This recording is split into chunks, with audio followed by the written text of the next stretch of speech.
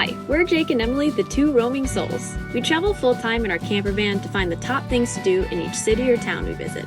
But this time, we're doing a roundup of the top 10 attractions along the entire Oregon coast. There's no doubt that Oregon's coastline has some of the most breathtaking views, from way down at the Samuel H. Boardman Scenic Corridor, all the way up to the historic port town of Astoria, and all the stops in between. Get ready for an epic road trip, and of course we'll suggest some of the best places to stop and grab a bite to eat or drink. So let's get into the Oregon Coast Top 10. Samuel H. Boardman Scenic Corridor. This free state park stretches 12 miles along Oregon's southern coast, famous for rugged mountainous coastline with dreamy secluded coves and beaches. While there's tons of great stops along this drive, here are our top 3 must-dos: Indian Sands, Natural Bridges, and Secret Beach. Indian Sands Trail. This 1.1-mile loop hike showcases the amazing variety of landscapes. There's rocky islands, dramatic cliffs, sand dunes, wildflowers, sandy bluffs, and endless views of the Pacific Ocean. However, the trail is not well marked, so it's quite difficult to follow without offline maps. But we'll put a link in the description to all of our favorite trails on the Oregon coast. Natural Bridges. Natural Bridges is probably the most iconic stop along the Oregon coast. You can see the beautiful views from a wooden platform just a short walk from the parking lot, or go on an adventure crossing the arches themselves. But the narrow route across the bridges is very dangerous and not well maintained, so use extreme caution. Secret Beach. Well, it's not really much of a secret. It's literally labeled on Google Maps. However, the parking and trailhead are not marked, so you still need to know where you're going ahead of time. Follow the trail a quarter mile down the steep, often muddy dirt path. Then appears quite possibly the most dreamlike scene along the coast. Layers of islands, dramatic cliffs, and even a couple waterfalls. Sunrise and sunset really bring out the magic here.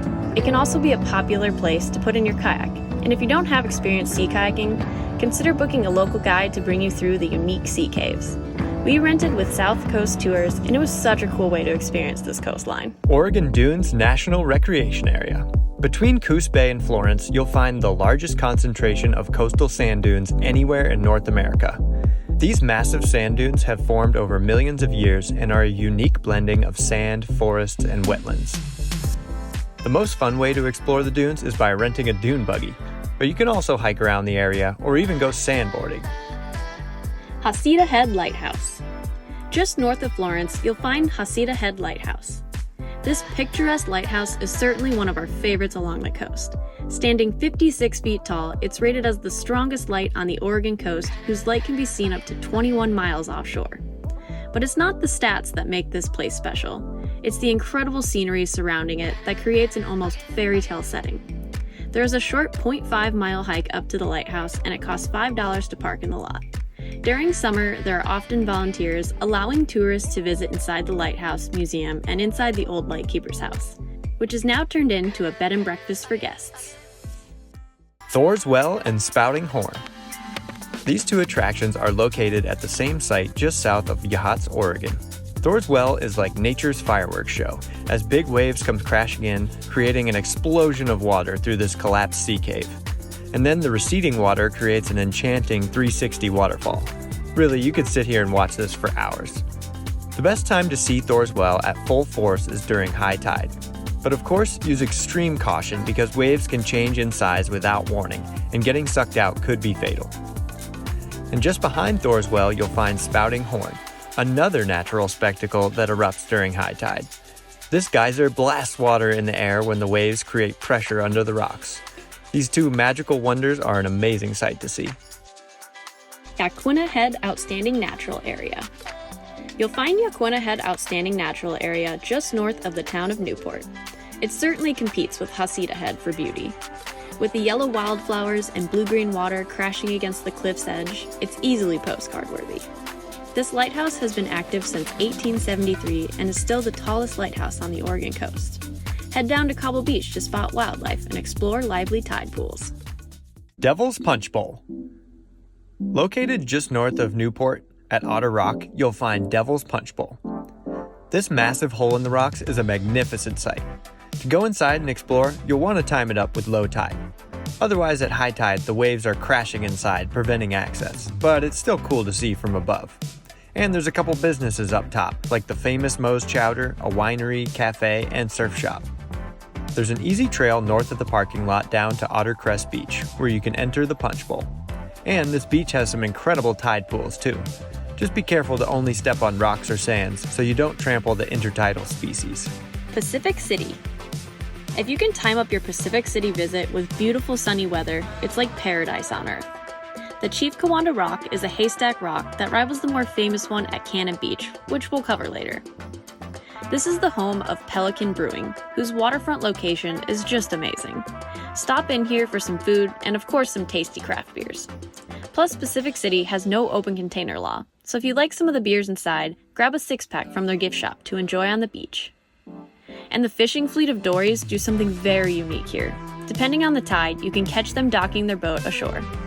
Well, really not docking at all.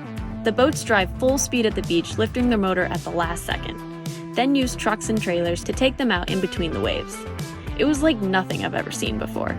And if you want to get some exercise, you can also climb up Cape Kiwanda for some grand views of the sandy cliffs and the Pacific Ocean. Tillamook Creamery. I mean, if you like anything dairy, you gotta visit the Tillamook Creamery. Upon arrival, they give you a free sample of cheese. Yum! And then you can take your own self-guided tour around the creamery. But if I'm being honest, my favorite part was visiting their dining hall. Cheese doesn't get much fresher than this. They have many different cheesy menu items. We ordered the fried cheese curds, grilled cheese, and mac and cheese. And it was just a cheese explosion of deliciousness. Then cap it off with their super creamy ice cream flavors. If they have it, our favorite is Monster Cookie. Cannon Beach. Cannon Beach is another Oregon coast classic icon. And while I'm certainly impressed, I've now visited this beach 3 separate times, and I've had just about the same gray, cold, misty experience. And for those of you that don't know me well, I hate being cold. So my trips here are usually pretty short and sweet. But if you can catch some nicer weather, it can be fun to have a picnic or a bonfire on the beach. The Astoria Column. At the northern tip of the Oregon coast, you'll find the city of Astoria, the oldest town west of the Rocky Mountains. And sitting atop the highest hill in town is the Astoria Column. This historic monument was built in 1926 to commemorate America's settlement of the West. The 125-foot tower provides 360-degree views that are spectacular on a clear day. And the 525-foot mural carved into the tower tells the history of Astoria. Climbing the dizzying 164 steps to the top is not for the faint of heart, but definitely worth it if you're up for the challenge. Admission to the park is $5 per car. And check out our last Top 10 video to see so many other cool things to do in this city steeped with history. Of course, there are tons more great stops on the Oregon coast, but we didn't want this video to be 2 hours long, so here are a few quick honorable mentions. Moe's Seafood and Chowder. You gotta grab a classic bread bowl of Moe's famous clam chowder, and you're in luck as they have 6 different locations along the coast. Bandon. We really enjoyed this little sea town. They have fun recycled art sculptures made of washed up debris, and you gotta stop into Tony's Crab Shack. We asked a guy to take our photo, and instead of the typical cheese, they had a funny saying of, I got crabs in Bandon. We got a good laugh out of that one. Drift Creek Falls near Otis. This hike is a little ways off the coast, but such a beautiful hike and a fun suspension bridge to climb across.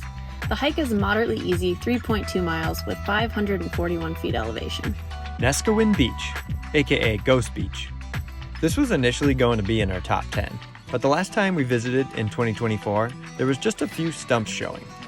But the first time we came in 2021, we saw tons of remnants of the Sitka spruce forest, like you see in the photos, plus the classic coastal fog to complete the vibe. Not really sure why the stumps aren't visible now, but our theory is a big storm covered them in sand and it hasn't washed back out yet. But when the full forest of stumps are present, it's a really cool spot. Kelly's Brighton Marina, near Rockaway Beach. Try your luck catching some crabs at Kelly's Brighton Marina. They provide everything you need, from traps to bait, licenses, and will even cook the crabs you catch. Plus, they have great camping and cabin accommodations. Check out many of our other videos where we dive deeper into the top 10 things to do in our favorite towns along the Oregon coast. Or check out our website, tworoamingsouls.com, for other great ideas and more details on everything listed above. We absolutely love the Oregon coast and keep finding ourselves exploring more of these beautiful towns and nature along the coast. If you enjoyed this video, hit the thumbs up and consider subscribing to never miss out on more epic places to visit. Thanks for coming along on another Two Roaming Souls adventure. Next, we are headed inland to Portland, Oregon to explore the big city. Catch you on the next one!